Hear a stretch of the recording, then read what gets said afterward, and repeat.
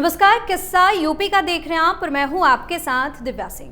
केंद्र सरकार ने सीएए को लेकर अधिसूचना जारी कर दी है। वहीं सीएए लागू होने के बाद राजधानी लखनऊ सहित पूरे प्रदेश में पुलिस अलर्ट पर है।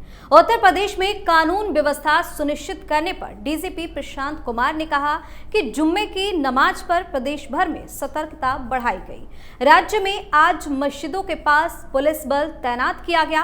असामाजिक तत्वों पर नजर रखी जा रही है। सोशल मीडिया पर कड़ी निगरानी रखी जाएगी। पुलिस किसी को भी प्रदेश की कानून व्यवस्था को हाथ में नहीं लेने देगी। इसी पर चर्चा करने के लिए मेरे साथ स्टूडियो में मौजूद है कैपिटल टीवी के एग्जीक्यूटिव एडिटर राजीव जी। सर, आपका स्वागत। धन्यवाद।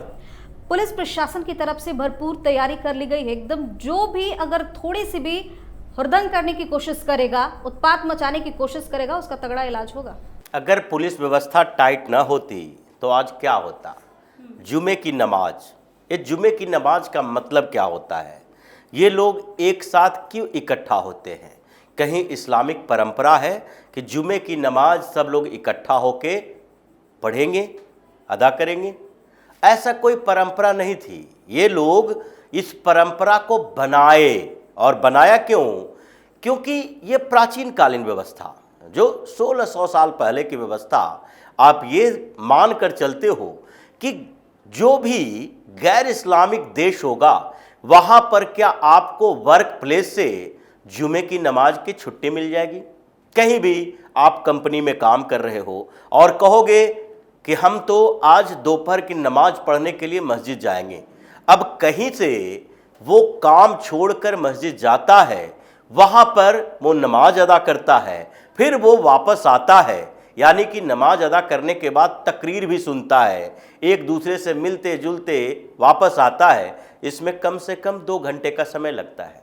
ये 2 घंटे की छुट्टी कैसे दी जा सकती है?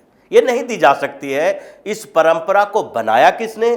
ये जो सरकारें थी, इन लोगों ने ऐसी व्यवस्था की कि अल्पसंख्यक तुष्टीकरण के नाम पर इन लोगों को सरकारी ऑफिस में भी छूट दे दो, और सरकारी ऑफिस से लोग जब बाहर निकल कर जाते उनको कुछ कहा नहीं जा सकता, क्योंकि अगर कहेंगे तो फिर वो कहेगा कि मुसलमान होने के कारण उसे प्रताड़ित किया जा रहा है।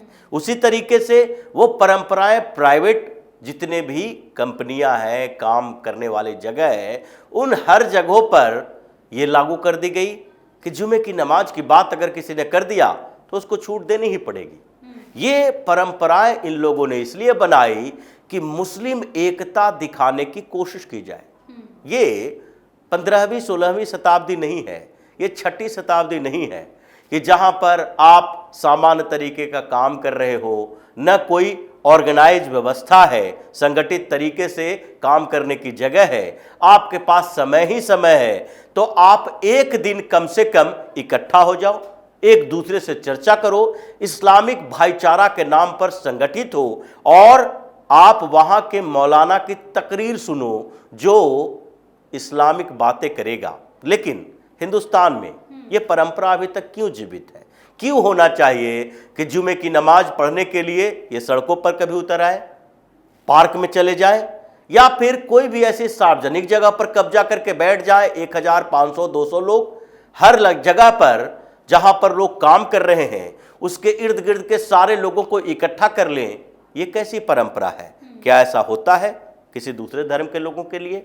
क्या हिंदू जो कि मंगलवार को जाएं, शनिवार को जाएं, मंदिर जाएं, पूजा करने के लिए जाएं, एकादशी को व्रत रखें, पूजा करें, तो उसके लिए ये छूट सरकारी ऑफिस या भी प्राइवेट कार्यालयों में दी गई? नहीं दी गई। और न ही ये व्यवस्था मंदिरों में ऐसी रही कि हम जाएंगे तो पूजा करेंगे, उसके बाद वहाँ इकट्ठा होंगे और पुजारी जी हमें कुछ बताएंगे धर्म की बातें, और उसके बाद हम वहाँ से एक दूसरे से मिलजुल कर वापस आएंगे। ये व्यवस्थाएं नहीं थी। इन लोगों ने ये व्यवस्था ही इस्लामिक भाईचारे के नाम पर दूसरे को परेशान करने के लिए किया है।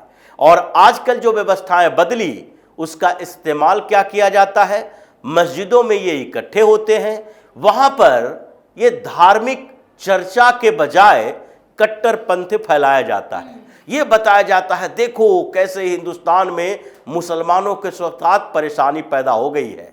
यही वही लोग हैं जिसने नुपुर शर्मा के टिप्पणी के बाद जुमे की नमाज के समय में पूरे हिंदुस्तान के मस्जिदों में कौन सा ऐसा कोड वाले मैसेज भेजा कि एक ही साथ शुक्रवार को दोपहर में हंगामा खड़ा हो गया। हर मस्जिद के बाहर ये लोग निकल रहा था और वहां से नारेबाजी कर रहा था, हंगामा कर रहा था, पत्थरबाजी किया और कई जगह पर दंगे फसाद भी हुए। उत्तर प्रदेश में भी हुआ था। इसलिए उत्तर प्रदेश की सरकार इस बार सतर्क थी कि जैसे सीए का नोटिफिकेशन जारी हुआ है, ये लोग अलग अलग जगहों से बातें तो कर रहे हैं। अब ये जो जुमे की नमाज पढ़ने के लिए जाएगा मस्जिदों में, वहां पर मौलाना इसे धर्म की बात नहीं कहेगा, ये सीए की चर्चा करेगा। ये बताएगा कि देखो तुम्हारे साथ कैसे अन्याय किया जा रहा है। पाकिस्तान, बांग्लादेश, अफगानिस्तान से जो हिंदू हिंदुस्तान आ रहे हैं, जो सिख, बौद्ध, जैन, क्रिश्चियन हिंदुस्तान आ रहे हैं, उसको तो नागरिकता के प्रावधानों में छूट दी जा रही है, लेकिन वहां से जो मुसलमान आ रहे हैं उन लोगों को छूट नहीं दी जा रही है। अब ये क्या, ये अहमदिया मुसलमानों की बात करेगा, जिसको वहां पर भी सुन्नियों ने प्रताड़ित कर रखा है, जिसको ये लोग मुसलमान नहीं मानते हैं, जिसको परेशानियां पैदा होती है। लेकिन क्या अहमदिया मुसलमान नहीं कहलाता? तुम मानो या ना मानो, है तो वो मुसलमान ही है, तो वो कुरान की ही बात करता है, वो तो अल्लाहु अकबर का नारा ही लगाता है। तो फिर तुम्हारे देश में जाति के नाम पर, सेक्ट संप्रदाय के नाम पर ये जो विभाजन है, सिया सुन्नी के बीच लड़ो और उसके बाद कहो कि सिया को सुन्नी परेशान कर रहा है इसलिए हम शरणार्थी बनना चाहते हैं दूसरे देश में, तो ये व्यवस्था नहीं चलेगी। ये इन लोगों को बताया गया, भरमाने की कोशिश की जाती है और ये जाहिल कौम के लोग फिर मस्जिदों से निकलते हंगामा खड़ा करते, जैसे नुपुर शर्मा के टिप्पणी के बाद इन लोगों ने किया, पूरे हिंदुस्तान में किया, अलग अलग जगहों पर मस्जिदों में किया और उसी के बाद ये कानपुर में हंगामा हुआ था। और यहां तक कि जब इकट्ठा होता है तो ये अपने आप को ताकतवर महसूस करने लगता है कि हम तो अभी 2000 लोग हैं, इस मस्जिद से 2000 लोग निकल रहे हैं और 2000 लोग जब इकट्ठा हो जाए तो दूसरे जो हैं वो तो अकेले अकेले खड़े हैं, घरों के बाहर भी अकेले हैं। अब उन लोगों के खिलाफ हमला कर दो, उन लोगों को परेशान करो, ये तुम्हारी ताकत दिखाने के तरीके थे और पहले ऐसा ही होता रहा, इसलिए इसका मनोबल बढ़ता रहा। अब इस बार योगी सरकार ने सोचा कि सीए के नोटिफिकेशन जारी होने के बाद पहली बार जुमे की नमाज पढ़ी जाएगी और ये सारे मस्जिदों में इकट्ठे होंगे, तो पहले से अलर्ट मोड पर रहो। और इन लोगों को उत्तर प्रदेश में अपनी औकात पता चल गया है। जितने बार, पिछली बार जब सीए के खिलाफ दंगा हुआ, इन लोगों ने बसें जलाई, हिंसा फैलाया, तो उस समय भी लखनऊ में सबसे पहले नोटिस जारी किया गया था। करीब 271 करोड़ रुपए की वसूली का नोटिस था अलग अलग जगहों पर लोगों से, और ये फिर हाई कोर्ट गया, सुप्रीम कोर्ट गया कि सार्वजनिक संपत्ति के नुकसान की सारी जिम्मेदारी हम लोगों के ऊपर है, तो तुम लोग दंगा करोगे, जिम्मेदारी किसके ऊपर होगी? ये तो योगी का नया मॉडल तैयार हुआ जिसको अलग अलग राज्यों में इंप्लीमेंट किया गया कि अगर कोई हंगामा करता है तो फिर हमारे पास एक ही उपाय है, इस हंगामे के कारण जो नुकसान हुआ है उसकी वसूली इन लोगों से करो और सबसे पहले तो हंगामा करने वाले की पिटाई करो। उस समय पुलिस को पूरी छूट होगी, जितना भी इन लोगों के साथ जैसा व्यवहार करना है करो, बल्कि अगर ज्यादा एग्रेसिव हो तो फिर उसके बदले तुम जो कर सकते हो वो करो, जैसा कि पिछले दिनों देखा गया कि ज्यादा हंगामा करोगे तो पिटाई के साथ वहां पर आंसू गैस के गोले और रबर बुलेट भी है, और उससे ऊपर बढ़ोगे अगर तलवार चलाओगे, अगर तुम पेट्रोल बम चलाते हो, तो वैसी स्थिति में पुलिस को गोली मारने की भी छूट मिलती है। तो इसलिए इस बार जुमे की नमाज में चप्पे चप्पे पर पुलिस की व्यवस्था थी। जितनी मस्जिदों की लिस्ट तैयार हुई थी कि इन मस्जिदों में ज्यादा लोग आता है, 500 लोग आता है, 300 लोग आता है, उन मस्जिदों के सामने व्यवस्था पहले कर दो। और जब ये लोग पुलिस वाले को देखा, उत्तर प्रदेश पुलिस को, तो उसके बाद इनको लगने लगा कि अगर चू चढ़ाव किया तो फिर अभी योगी की पुलिस का डंडा तैयार है, और जब डंडा तैयार है तो उसके बाद वो कैमरे भी हैं जो इनकी तस्वीरें लेने के लिए तैयार है।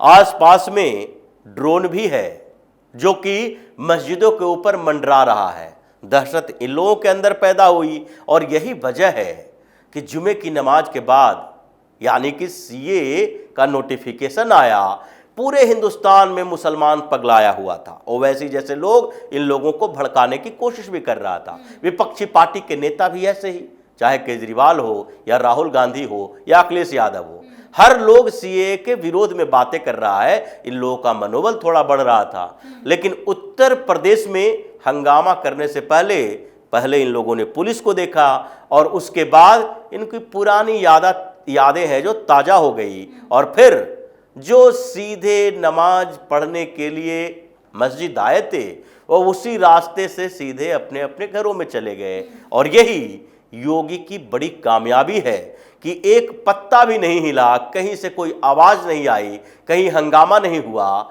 ये शांतिपूर्ण तरीके से, ये जो शांति दूत कहलाते हैं, यानी कि जिनके दिमाग में हिंसा भरा हुआ है, सो कॉल्ड, इन लोगों को बार बार ये बात करने के लिए कहा जाता है।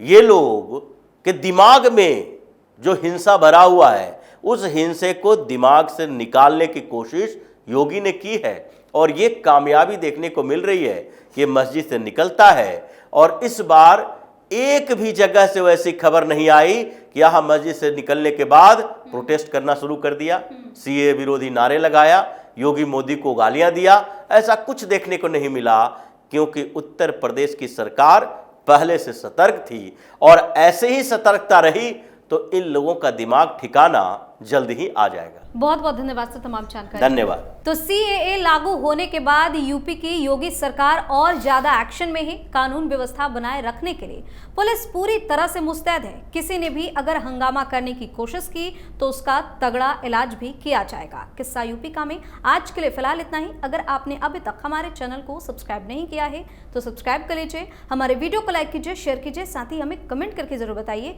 कि आपको हमारी खबर कैसी लगी। धन्यवाद।